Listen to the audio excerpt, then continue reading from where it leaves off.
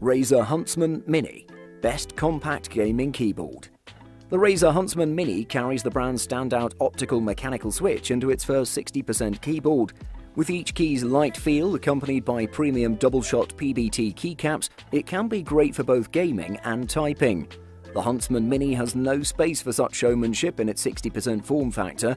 Beyond its optical switches, this is a much different keyboard than the Huntsman Elite and strips things down to the bare minimum. There are options for red or purple optical switches underneath the keys, though you'd be forgiven for not noticing the difference, as they're not visible during normal use. The Mini also has a removable USB-C to USB-A cord that's easy to store when not in use. Many of the Razer Huntsman Mini's keys have additional functions printed on their sides, which you can activate with a function key or by using Razer's software to map your own configuration.